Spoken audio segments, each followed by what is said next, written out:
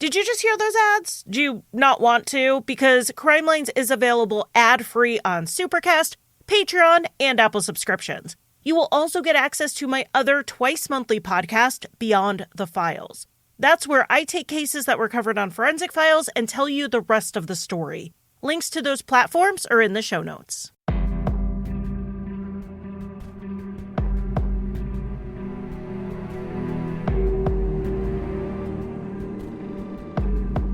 Over an 18-month period, the city of Lawrence, Kansas experienced a higher than usual number of death investigations. Some of them raised eyebrows as multiple of them were connected to the same location, the Haskell Indian College. I'm Charlie and welcome to Crimelines.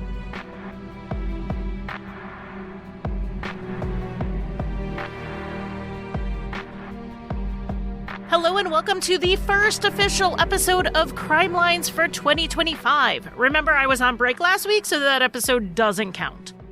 In case some of the details of this episode sound familiar to some of you, this is based on an episode I did on Patreon a few years ago. In that episode, I focused on one case and only touched on the others. I decided to go ahead and take another look at the entire thing holistically, and I found a lot more information, not just because I'm a better researcher these days, or because I was taking this broader look, but also, not to be a shill for newspapers.com, but they really do digitize more and more newspapers all the time, so there was just more available information. It's sad that these cases don't have more of a digital footprint outside of the newspaper archives because they are either disputed or unsolved, and it always helps to get more eyes on these cases. So we are going to try to give it a bit of a digital footprint here on Crimelines by covering everything I could find about these cases, and also I'll put a timeline on my website. I started doing that with episodes last year, and aside from all of the bonus December content, which I am working to get all of those posted, but I am trying to stay on top of getting these timelines out there because they really do give another touch point for these cases to get more awareness. We are going to start this case not with a person like usual, but with a place, Lawrence, Kansas. In this case, and actually in next week's case as well, the location is actually a very important piece of context. Most of what you'll learn about Lawrence's history, if you've ever heard about the city at all, surrounds the topic of slavery, but we are going to talk about a little bit after that. In 1884, the U.S. government set up a Native American boarding school in Lawrence called the United States Indian Industrial Training School. The school focused on skills needed in those days like wagon making and farming and cooking, but it also focused on assimilation, like the boarding school system did. I mean, that is why it was set up. For about the first 40 years of the school, these were elementary-aged children. They took them that young because they were easier to mold. They were forced from their homes and sent to this institutionalized setting.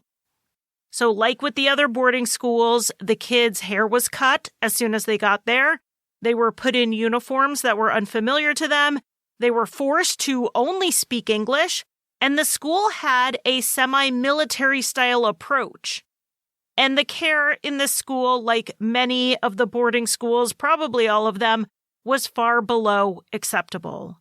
There is, to this day, a cemetery on site for the 103 children who died there. Most of them died from communicable diseases. But think about this. They didn't even return the children's bodies to their families. So imagine your child was removed from you, sent to a school you've never heard of in a place you can't get to, and then they just never come back. In the 1960s, as part of this massive civil rights movement we had in the U.S., Indigenous communities were pushing hard for the right to self-determination, and that included where to send their children to school. And that's when Haskell started winding down as a boarding school. They graduated a final class in 1965, and in 1967, they reopened as the Haskell Indian Junior College. The school provided students, adult students who made a choice to go there, with a tuition-free 2-year degree program.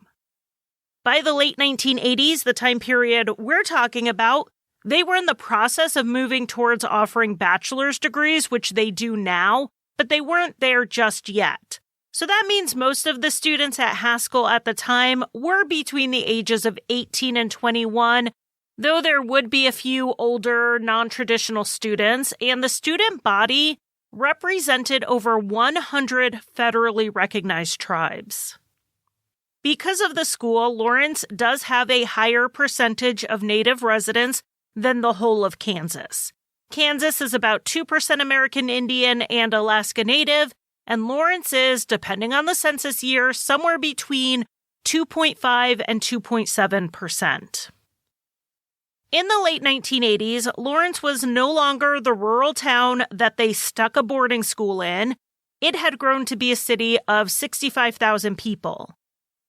Violent crime rates were relatively low. In 1988, the city had 1 murder and 6 death investigations. But then, in 1989, for some reason, they had a big jump.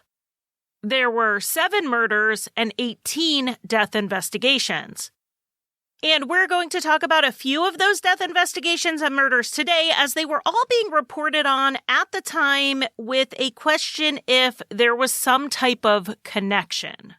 But to get there, we have to get into the cases. And the first one I want to talk about is the case of 18-year-old John Sandoval.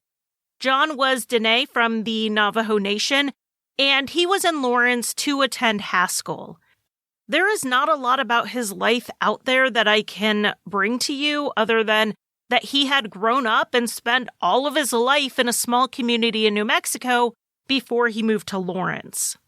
He did have a cousin named Nathaniel who was 23 years old and lived in Lawrence, and on Saturday, November 5th, 1988, John and Nathaniel were at what has been described in most of the reporting as a, quote, off-campus party. However, I've also seen it reported that they were actually at a wedding reception. Now, off-campus party and wedding reception have 2 very different connotations to me. And seeing as John was wearing black slacks, a sweater, and dress shoes, I'm leaning more towards him being at a wedding reception. But there is something that off-campus parties and wedding receptions have in common, and that is alcohol, and John was seen drinking this night. At around 10 p.m., he left the party on foot and was seen walking in the direction of his dorm. He did not have a car, so it was very common for him to just walk everywhere he needed to go. That was the last confirmed sighting of John Sandoval. He did not make it back to the dorms as far as anyone could tell, and when classes were back in session on Monday, he never made it. He had very good attendance leading up to this, but students missing a couple of classes isn't going to be immediately alarming to the teachers. And it seems like there weren't that many people John was in contact with daily. Long-distance phone calls to his family in New Mexico would cost too much, and he was nearly 19 years old, so it's not like his friends were constantly checking on him. But when his cousin Nathaniel hadn't heard from him for a few days and couldn't find anyone who had, he went to the police to report John missing on November 10th. John's disappearance was reported on in the local paper, and flyers were put up around town, particularly on the Haskell campus. The police were investigating his disappearance as suspicious, as he hadn't taken a single thing with him, but they weren't getting many leads. They did have a few supposed sightings, like a cashier saying that he saw John come into a local Burger King, but none of these were confirmed, and no one who knew him saw him. These were just people who recognized his picture from the missing persons flyer and called it in. John was missing for 5 months before the water level in the Kansas River dropped considerably in the spring of 1989. On April 12th, a canoeist found John's body stuck in driftwood and mud. If you do have a newspapers.com subscription and you read up on this case, you will see that some reports say that he was found in the Kaw River, which is actually just another name for the Kansas River. The Kaw Nation is also known as the Kansa, and Kansas the state and Kansas the river are named for the Kaw Nation. So Kaw and Kansas are used interchangeably in some situations, and the river is, for locals, definitely one of those. John's autopsy could not help determine the cause of death because of how long he was in the river. There was nothing obvious like a bullet in bone or nicks like you would see in a stabbing. Blood alcohol tests are not helpful in a case where the body has been in the river for 5 months, but friends did report that John had been drinking at the party/wedding reception. So a theory was developed by the investigators that John had been drinking, he walked along the river for some reason, and he fell in and drowned.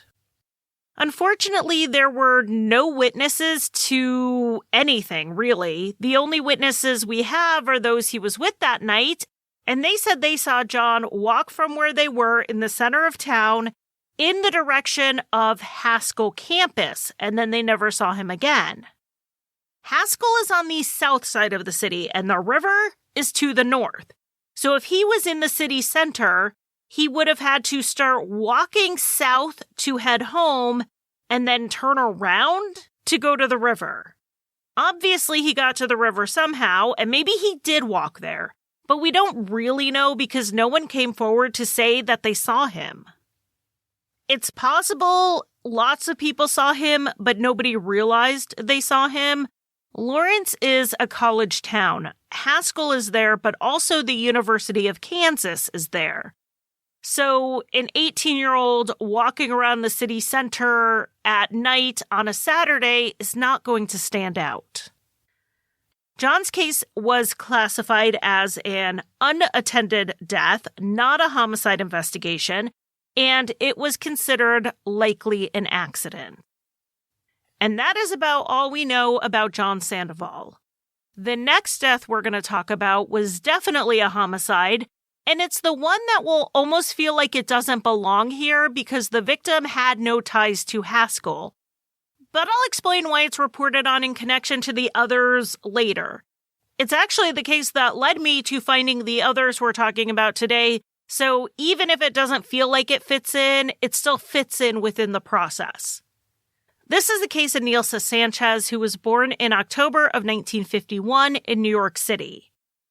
There's not a lot of details about Nilsa's life before she ended up in Kansas. What we do know is that she had a daughter when she was 17 or 18 years old, and then wanting a better future and career path, she enlisted in the Army when she was 23. In 1982, when she was 30, Nilsa had another child, a son named Brian, and the following year, she left the service. She moved with Brian to Lawrence, Kansas, but her daughter was 14 at the time and did not live with her at that point. Nilsa decided to make good use of her GI Bill, and she enrolled in classes at the University of Kansas to study accounting. She never ended up completing her degree, and she was mostly just balancing taking care of her son while working at an entry-level fast food job. In April of 1989, when Brian was 7, the Kansas Department of Children and Families opened up an investigation on Nilsa in regards to her son's care. Because these types of records are sealed, as they should be, we don't know what triggered the investigation or what they found. But whatever it was enough that they decided to remove Brian from the home. So they had substantiated whatever the accusations were to some degree. When the authorities went to the home to actually take Brian, it got ugly. Now, I want to just make it clear that I do not condone getting physical in a situation like this. Even things like yelling or crying will make a scary moment for your child even worse. The best thing you could do would be to stay calm, reassure your child, and then break down after they left. Now, that said, I can only imagine the depth of that emotion of having your child taken away, and I don't know if I could hold it together even if I wanted to and knew I should. Nilsa did not hold it together at all, and she tried to physically prevent them from taking Brian. She ended up getting arrested for battery on a police officer and obstructing the legal process. Obviously, this did not help her case with DCF, and Brian went to a foster home. And then Nilsa was given 2 years of probation on the battery charge. Nilsa didn't tell any of her family, who all lived out of state, about Brian being taken into state care. They didn't find out anything was going on until July of 1989 when Nilsa's mother, Angelina, went to Lawrence to visit her for 2 weeks. Because she lived on Long Island, she was pretty excited to visit with her daughter and grandson. So she was shocked when she got there and found out that not only was Brian removed from Nilsa's care, Nilsa herself was not doing okay. It is not uncommon for parents who are struggling with their mental health to have a downward spiral if their children are removed. Sometimes the child was the only thing keeping them grounded. Not that that's a child's job, and in fact, it's pretty detrimental to the child when it does become their job to hold their parent down.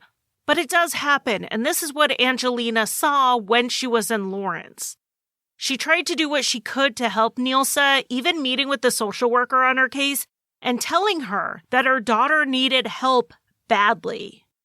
Angelina had noticed that Nilsa was not taking care of herself, she wasn't eating, and she would stay in bed for hours. And when she wasn't in bed, she'd leave and go on long walks. And at first, when I saw this in the reporting, I was wondering if it was some type of euphemism. Like, was she going off to do drugs, or was she engaging in some other type of risky behavior?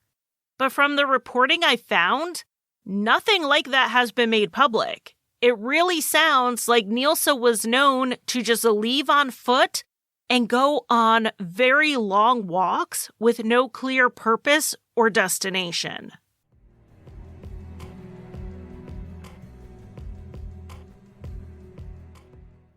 2025 is here, and Mint Mobile has a resolution for you. Go ahead, skip the gym, skip the diet. All those other resolutions you're going to forget about in a month, those are over. Instead, make a resolution to save some serious cash by making the switch to Mint Mobile. And right now, you can get half off their 3-month unlimited plan. And that is an incredible deal. Recently, I needed to add another phone to my plan, and my carrier, what they would have charged me versus what I'm getting charged by Mint Mobile, in 3 months, I will have saved $135, making it a no-brainer to go with Mint Mobile. Mint Mobile is dropping huge savings for the new year by offering any 3-month plan for only $15 a month, even their unlimited plan. All of their plans come with high-speed data and unlimited talk and text, and I know after price, the next thing you're going to want to know is the coverage. Mint Mobile is delivered on the nation's largest 5G network, and I have had absolutely no issues with my coverage since I've gotten this phone. When I got Mint Mobile, it was for a new phone, new number, but if you have a phone and a number, you can bring them with you. Switch to Mint, and new customers can get half off an unlimited plan until February 2nd. To get your new wireless plan for just $15 a month and get the plan shipped to your door for free, go to mintmobile.com/crimelines. That's mintmobile.com/crimelines. $45 upfront payment required, equivalent to $15 a month. New customers on first 3-month plan only. Speed slower than 40 gigabytes on unlimited plan. Additional taxes, fees, and restrictions apply. See Mint Mobile for details. Marketing is hard. But I'll tell you a little secret. It doesn't have to be. Let me point something out. You're listening to a podcast right now, and it's great. You love the host. You seek it out and download it. You listen to it while driving, working out, cooking, even going to the bathroom. Podcasts are a pretty close companion. And this is a podcast ad. Did I get your attention? You can reach great listeners like yourself with podcast advertising from Libsyn Ads. Choose from hundreds of top podcasts offering host endorsements, or run a pre-produced ad like this one across thousands of shows to reach your target audience and their favorite podcasts with Libsyn Ads. Go to libsynads.com, that's LIBSYN, ads.com today.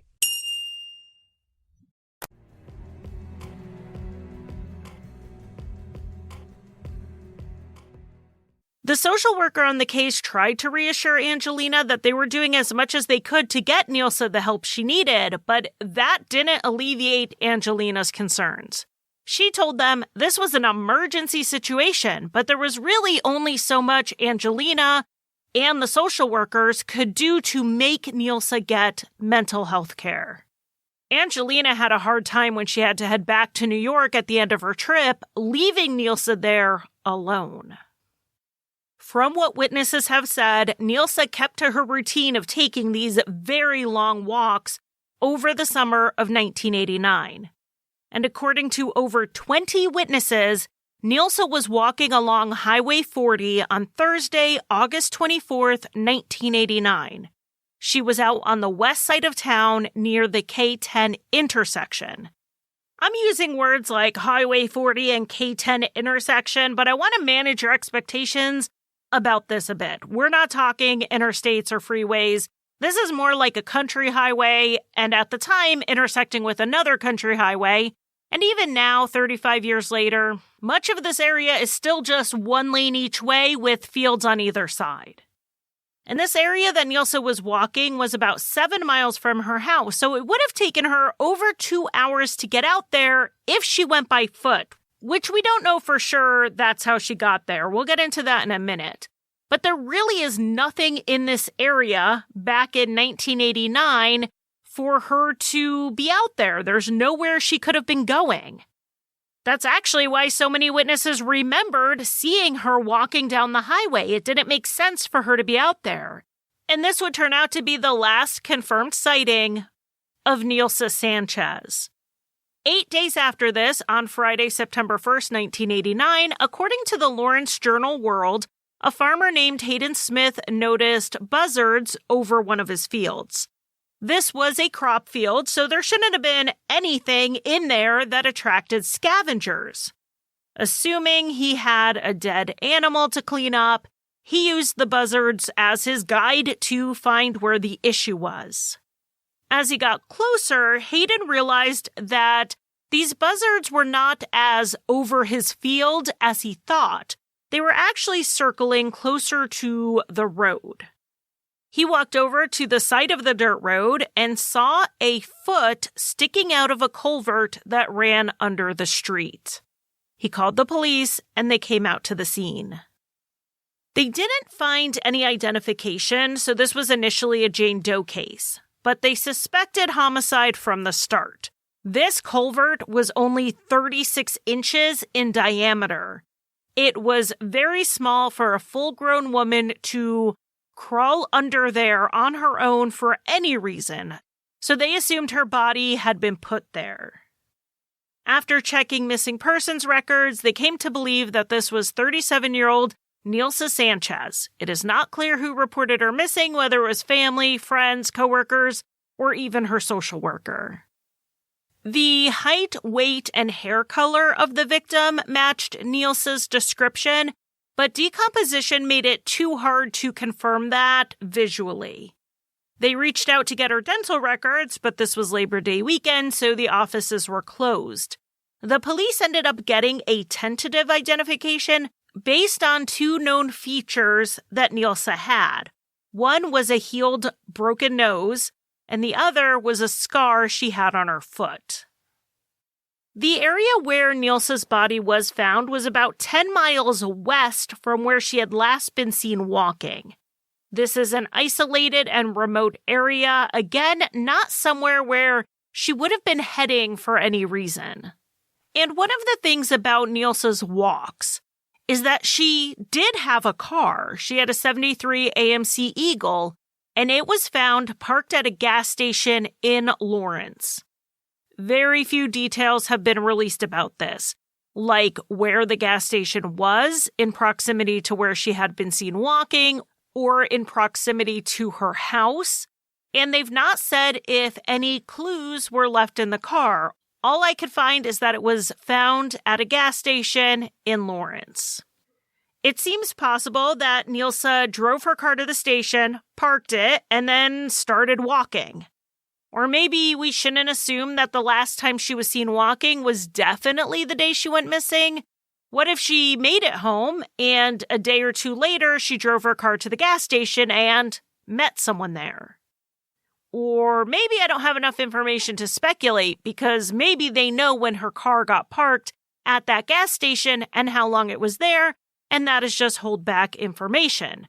We need to stay away from what we don't know and just focus on what we do. So let's get back to that. Nilsa's autopsy confirmed that she had been strangled before she was left in the culvert. They did use heavy machinery to dig up and remove the entire culvert to look for evidence. And also, the Douglas County Sheriff called in the M Squad just 2 days after Nilsa's death. This is a major case unit that involves officers from around the region who have received additional training investigating cases.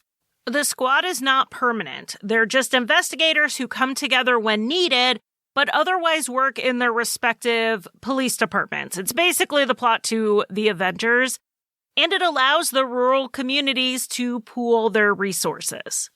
For 2 weeks, while the case was the most active, the M Squad followed up on over 500 leads and collected 300 pieces of evidence. And what those leads and evidence are, we don't know. There was only one lead that I have seen be made public. They were asking the public for help in identifying a man and his vehicle. The man was described as having a round face and a mustache. He was in his 30s or 40s, and he was wearing a painter-type cap with a bright floral design. His vehicle was a 1968 Chevy four-door that was green with a red or rust-colored top. Unfortunately, they gave this information without much context. We don't know if this was a guy that Nilsa had been seen with before, or was he someone who was seen pulled over on Highway 40 near where she was walking? Or was his car seen going down the dirt road near the culvert? We don't know. The M Squad wrapped up their work and turned everything they had over to the sheriff's department to continue the investigation. Meanwhile, after Nilsa's death, her mother Angelina traveled to Lawrence to arrange her funeral. Because Nilsa had served in the Army, they arranged internment at Leavenworth National Cemetery in Leavenworth, Kansas. And while the family was in town for all of this, they went to see Brian at his foster home to let him know that his mother had died. They felt that that would be traumatic enough for him, so they didn't want him to know the full truth, instead telling him that she had died in her sleep. Angelina, Nilsa's mother, tried to get custody of Brian, and she was devastated when she was turned down, and instead, Brian was adopted by other relatives. And that is about all we know. The Lawrence Journal-World did some anniversary coverage in 2009 on the 20th anniversary, but that was about it. They did note in the article that they reached out to the family for comment, and Nilsa's daughter declined to be interviewed, and they said that they could not locate Angelina or Nilsa's son, who would have been 27 years old at the time. And it's interesting that they noted that they had looked for him and couldn't find him, because fast forward 3 years and Brian found them. He needed to get a copy of his original birth certificate. He wasn't sure how to go about getting one, so he started Googling, and he either Googled his birth name or his mother's name, but either way, the 2009 article popped up. At that point, it really was the only digital footprint on this case. Even now, there's not much. Almost all of the information in this episode that I am doing right now came from digitized newspaper articles that weren't available 10 years ago. Anyway, Brian found this article, and you have to remember he spent his whole life believing that his mother died of natural causes in her sleep, and he assumed peacefully. That was tragic enough, but it was nothing compared to what he read about. Wanting to know more, Brian reached out to the Lawrence Journal-World and then to the sheriff's department. He was hoping he could fill in the blanks of what happened to his mom and what could possibly be done to help get the case solved. And though the sheriff did meet with him, Brian was frustrated to learn that they would not tell him much. All we know is that in late 2011 or early 2012, shortly before Brian was in touch with them, the sheriff's department had sent some evidence to the KBI for testing. But as usual, they wouldn't say any more than that. They wouldn't say what tests were being run, what evidence they sent in, or anything, because they really believed that giving out too many details was going to have a negative impact on their investigation. As of right now, Nilsa's case remains unsolved, as it has been for 35 years. It is being investigated by the Douglas County Sheriff and the KBI, so I will leave those phone numbers in the show notes should you have any information. And that brings us to our next 1989 death investigation in Lawrence, Kansas. And to talk about that, we need to talk about Cecil Dawes.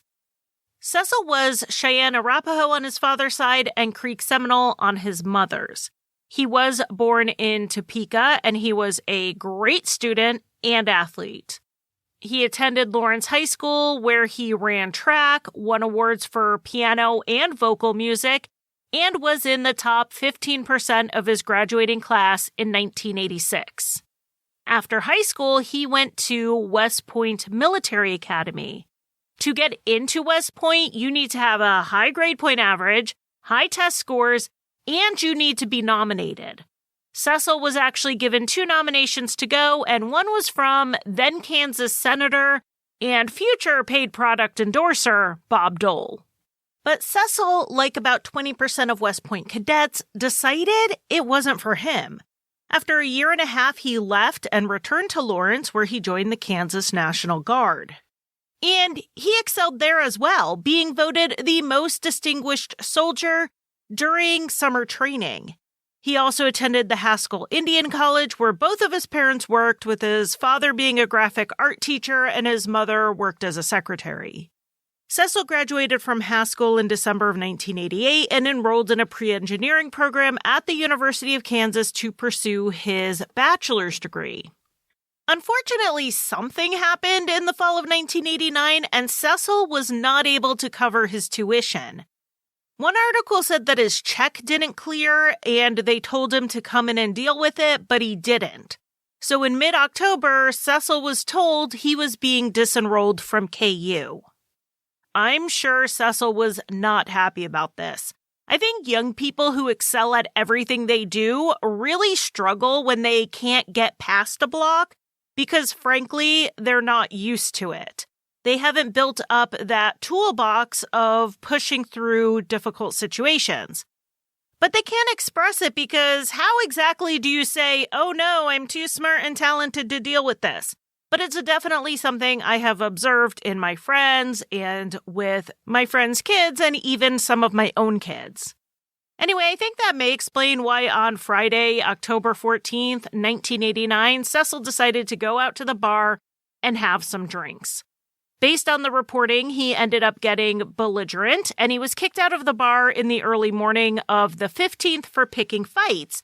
And it really sounds like this type of behavior was out of character for Cecil, so that is why I am thinking it was probably linked to his stress that week of being disenrolled and not knowing how to deal with it. When Cecil left the bar, he very unwisely got behind the wheel, and his friend's sister got into the car with him. We're going to just call her Anne. Anne said that as they were driving, Cecil started to think that someone was following them. He turned off the road and tried to cross the railroad tracks where there was not a vehicle crossing. Now, it's possible that it was dark and he was drunk, so he just didn't see the tracks, but regardless, he ended up getting his tire stuck. With the car on the tracks, they both got out for their own safety, and Cecil told Anne to go hide in some nearby bushes. She did as he told her to, so she did not see what happened next, but she did hear something. The reporting on this varies, and according to the police and story to them, changed a few times. But basically, she may have heard another car pull up, voices, and then a car door slam shut. After it was quiet, Anne came out from the bushes and Cecil was gone. Cecil's car then stayed on the tracks until, according to the Kansas City Star, a freight train came through and hit it. I will say that this is the only place I saw this detail reported. Most leave it out, just giving the impression that his car got stuck on the track and was towed away, so I'm not 100% sure on this. When Cecil didn't come home that weekend, his parents reported him missing, and though his car had been found and impounded, for some reason it didn't seem to be immediately connected to his missing persons case. It's hard to understand why, because the car was registered in his name, his wallet with his identification was in the car, and he had pay stubs with his name on them in the vehicle. They knew this was Cecil's car. The police were asked by the media why they didn't notify Cecil's family that his car was found, and they said because it wasn't registered to them, it was registered to him. Which makes sense 99.9% of the time, but in the 0.1% of the time that the abandoned car is linked to a missing persons case, telling the family the car was found seems reasonable. My guess is that without computers cross-checking things for them back in 1989, the information just did not get communicated properly between the investigators. Cecil's father talked to the sheriff about the car, and the sheriff managed to locate it on an impound lot where it had been towed to, but it had not been searched or processed in any way. Cecil's father said things in the car were in disarray, which, if the Kansas City Star report about a train hitting the car is accurate, that makes sense. Except for one detail, and that's that Cecil's wallet had the contents of it pulled out and also scattered around the car. Cecil was missing for 10 days, over which time more than 100 Haskell staff, faculty, and students searched for him in Lawrence. A few days after a large ground search was conducted, some friends used canoes to search the Kansas River. And that same day, which was October 24th, a fisherman and some people who were walking the riverbank found a body upstream of where the searchers were in their canoes. And it was 21-year-old Cecil Dawes. Cecil was found fully dressed, minus his shoes, and there were no signs of injury on his body. The police theory at the time, and probably still today, was that Cecil had gotten his car stuck on the tracks when he knew he was drunk and should not have been driving. His blood alcohol was 0.18 at autopsy, though we know that it was likely lower than that prior to his death. Blood alcohol results are not really that accurate 48 hours after death, as they can become elevated through decomposition. Yes, Cecil drank more than he should have if he was going to drive anywhere. So the theory was that when he realized he couldn't get the car off the tracks himself, he told Anne to hide while he took off on foot, fleeing the scene. Maybe his plan was to go get someone to help him with the car without involving the police, which would surely lead to a DUI charge. For some reason, when Cecil got to the river near where he left his car, he thought he could swim it.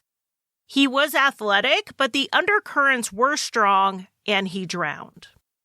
His parents said that this theory was absurd. There are a lot of ways to get around Lawrence that don't involve getting into the Kaw River, and they didn't believe that Cecil, even if he was drunk, would ever think to do that. And this theory also doesn't line up with Anne's story of hearing someone else there and a car door slam right before Cecil disappeared. But I don't think the investigators believed her. When they were asked by the media about her story, they just said that she changed it multiple times. Cecil's family, at least at the time, believed that he was forced into the river by someone. They did not elaborate on this, and they really weren't making many public statements at all. they had a friend and fellow Haskell faculty member, Don Bread, field questions for them. Don was also one of the local Native leaders who attended a meeting with the Lawrence police chief and the Douglas County sheriff. This meeting was held in November of 1989, and what they really wanted was to make sure that enough was being done to investigate these cases and they weren't just being written off. The question was the investigation done into the deaths of 2 Haskell students the same as they would have done if they were 2 white students from the University of Kansas down the road? This meeting lasted 2 hours, and it was not what you would call a success. The Native leaders in attendance felt that the police chief was blowing off their concerns and that he spent more time painting Cecil as a reckless, drunk college kid than explaining what they were doing to investigate all angles. And I do think the community leaders in this meeting were right in their perception. I'm not going to put a motive on the chief for his perspective on this case, but he did come out and say that he thought the Native community in Lawrence was, quote, overreacting to the deaths. Weeks after this meeting, over the first weekend in December 1989, we have the next case we're going to talk about, and that is of 72-year-old Harry Oliver. Unlike the others we're talking about in this episode, he did not live in Lawrence. He was from the Kickapoo Reservation that is located an hour north of Lawrence, and he had traveled to Haskell to attend a powwow. According to Harry's obituary, he was a member of the Indian drum religion, which is an intertribal drum ritual that came out of the period of forced removals. Plains tribes that had previously either been independent or had even been adversaries started being subjected to the same government policies and losses. This led to a period of solidarity among them. And because of that, there was also an exchange of culture and traditions. The modern powwow is a great way to see the results of this exchange in action.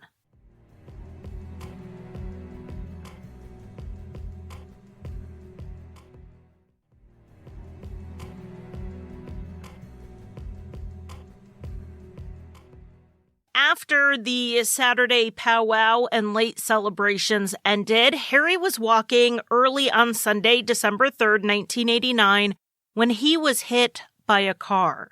He was found lying in the road, and unfortunately, he was dead before they could get him to the hospital. The driver that hit him was nowhere to be found. And that's about all we know. Very little was publicized about this case, which really isn't unusual for a hit and run. But it is unsolved. And unfortunately, the statute of limitations is up for pretty much any charges like vehicular homicide or leaving the scene of an accident. So that made me think that the person who did this, or someone who knows who did this, who's out there, maybe listening right now, you can get this off your chest and let Harry's family know what happened without facing consequence.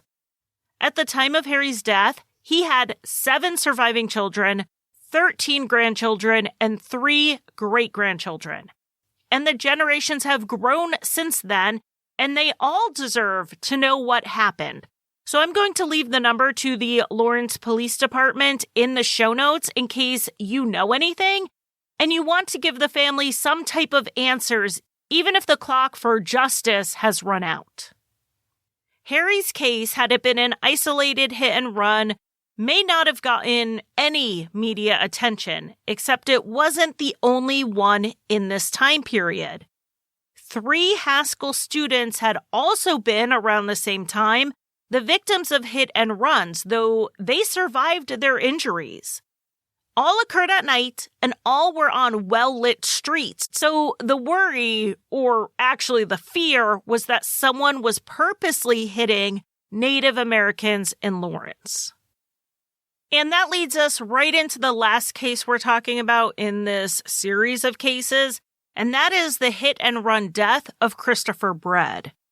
Chris was the son of Don Bread, the same Haskell instructor who had been helping Cecil Dawes' family, was talking to the police to find resolution, and was speaking openly with the media about the community's concerns and, yes, criticisms of the police.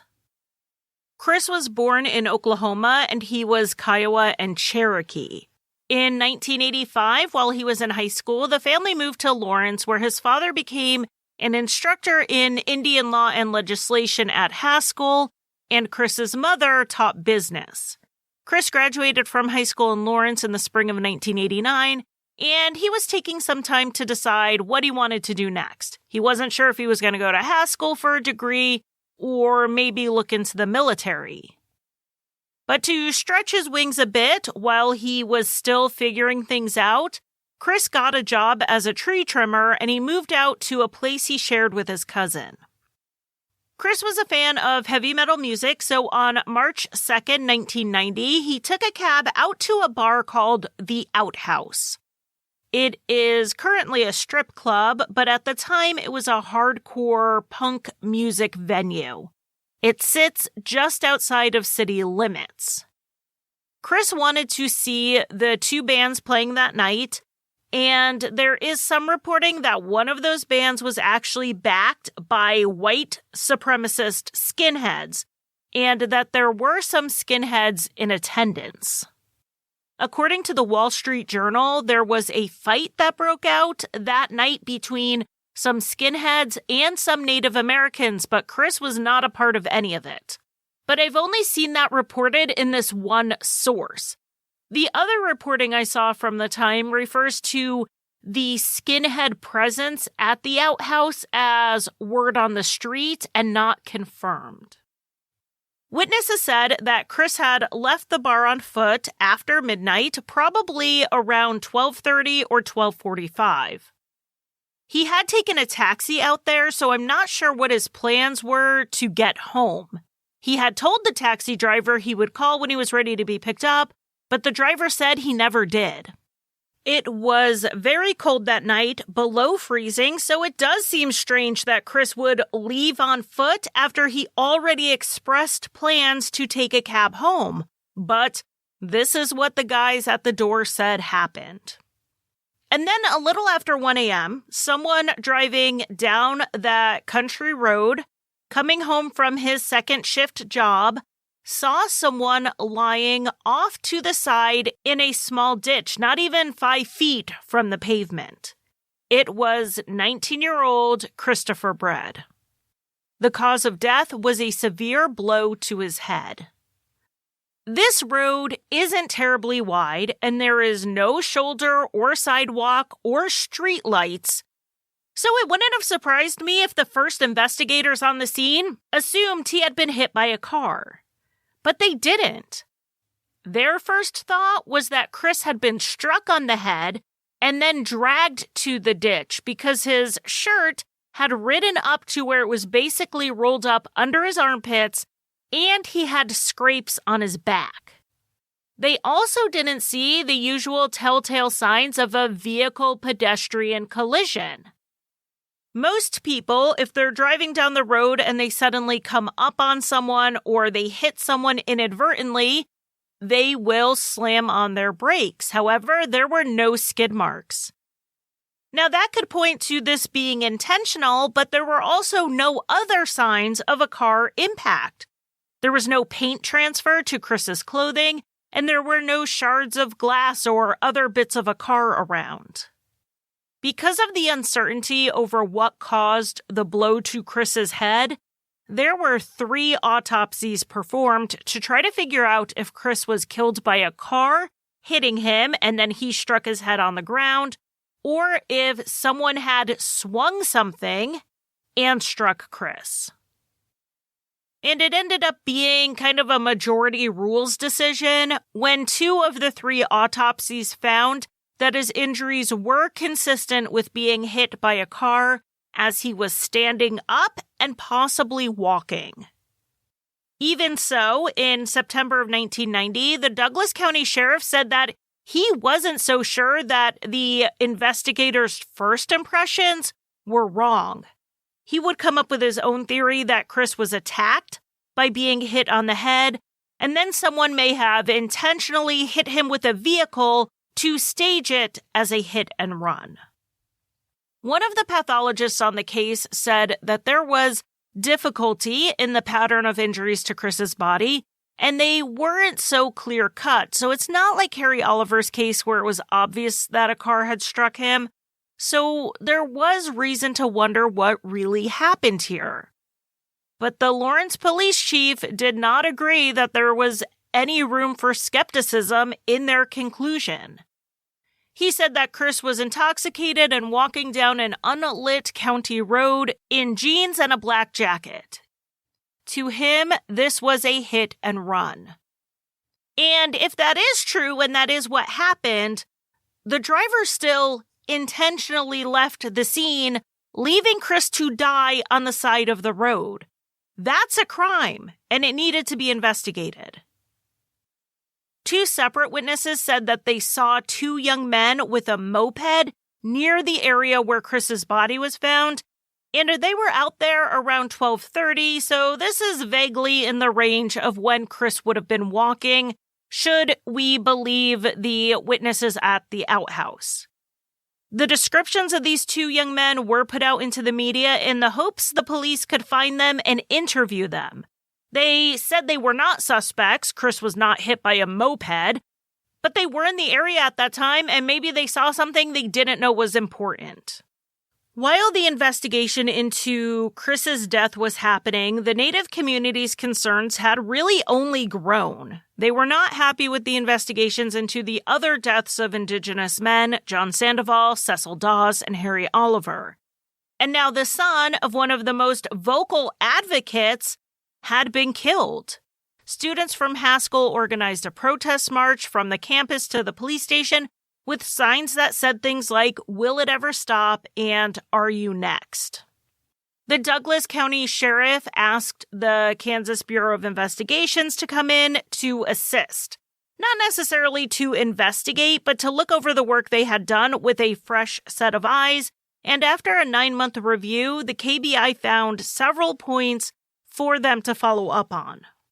Some of those issues were that after the deaths of the other men, Cecil, Harry, and Chris, no one had gone back and called John Sandoval's mother to see if he knew any of them.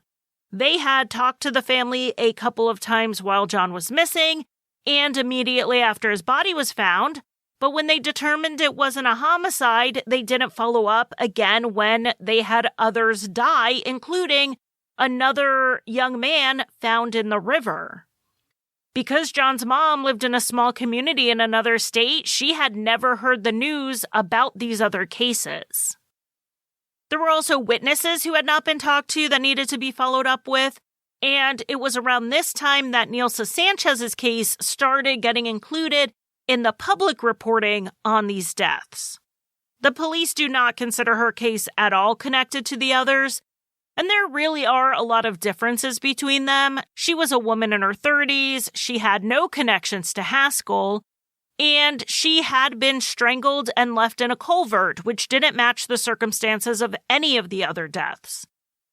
But the thinking at the time was that if the Native American community in Lawrence was being targeted, they may have mistook Nilsa, who was Puerto Rican, for an Indigenous woman. There was a lot of focus in the reporting on the idea that the Native community thought there was a serial killer out there, but I read as much as I had available to me, and in reading the actual quotes, that doesn't sound to me like what they were saying. Don Bredd himself said straight out that it was the police inaction in 1, 2, 3 of these cases that made people think that you could hurt or kill Indigenous people without repercussion. All of the deaths could have been initiated by different people who simply felt emboldened. And that perceived inaction would eventually lead to the FBI getting involved in the case in 1992 at the request of Kansas Senator Nancy Kassebaum. She didn't make this request out of nowhere. There was a spark that ignited it, and it's not a pretty one. In March of 1991, the Kansas Fraternal Order of Police magazine published an article written by the Lawrence PD spokesperson, Chris Mulvenin. In this article, he was talking about media reporting on police affairs. Specifically, he was talking about the reporting on the Haskell cases, and because of some context clues, I am 99.9% sure he was mostly referring to the Wall Street Journal article that was published in the fall of 1990. This article definitely ruffled some feathers. It was well written, and it contained details of these cases that were not getting much attention outside of Lawrence. But it was one of those that leaned pretty hard into the there might be a serial killer at large angle. Again, I'm not sure that many people truly believed that, but I don't want to dismiss those who did think that one person committed a series of these crimes, or maybe two people did, because we do have 2 people killed in hit and runs and 3 others injured. So in the hit and runs, you do have to wonder, were these really 5 separate drivers? Anyway, the Wall Street Journal article was criticized by the Lawrence police chief for printing inaccurate information. Now, he did not elaborate on what information was wrong, so I don't know if there were facts that they got wrong, or if he didn't like how he sounded in print and felt he was being misrepresented, or maybe he thought they were just giving too much space to the concerns about a serial killer being involved, or even the racial disparities in the investigations. We don't know because he pretty much stopped talking to the media about these cases after this point, which, except in the case of Harry Oliver, is rather fair because he was not investigating the others. These fell under the Douglas County Sheriff. But when we then have his spokesperson coming out months later and writing an article about inaccurate reporting, it does feel like he was taking aim at the Wall Street Journal. The other reason I believe this was about the Wall Street Journal article was that he gendered the reporter in his piece, but he didn't name her. Well, go ahead and feel free to click on my sources link in the show notes. I always post my sources, and you will see that there is only one woman listed, and that's the journalist from the Wall Street Journal. So what did he write that had a senator ask for an FBI review? Well, first he wrote, quote, "But if there were a serial murderer, by God, the reporter is ready with her shocking, riveting, never-to-be-believed bestseller," end quote. And that line was fine. He's accusing her of looking for a sensational angle for her own career, and I'm not going to say that's something that doesn't happen. Maybe he did believe the article was sensationalized, but the real problem is the next line. Quote, "In truth, the only evidence pointing to a serial killer in the deaths was cereal malt beverage." Remember, the community's complaint was that the police department was blowing off the cases as being a bunch of, quote, drunk Indians who were either stumbling down the middle of the street or by the river. And the police spokesman was aware of this because he referred to it in statements to the media, like in December of 1990, when he said that there was a lot of miscommunication and mistrust between the Native community and the police.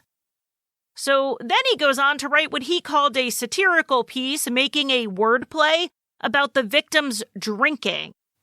Even if we take Cecil and John, the drowning victims, out of this, Harry and Chris were not killed by misadventure. They were walking down the street and they were hit by someone else who then left them to die. Cracking a joke at the fact that they, the victims, drank that night and chose not to drive but rather walked is unbelievably insensitive. And then when you add in the stereotyping that the community had already called out, I think we can see where this mistrust was coming from. This article told the community that their concerns were founded. An article about Chris Mulvenin's article ran in the Kansas City Star on Tuesday, March 5th, with the president of the Lawrence Indian Center calling it racist. When asked for a comment the day before the article came out, Mulvenin said he had nothing new to say about his article. Then the Kansas City Star piece came out, and I have to assume he or the department faced backlash, because then he did have a comment. He issued an apology saying that it was never his intention to make light of the tragic deaths, and he regretted any perceptions of insensitivity.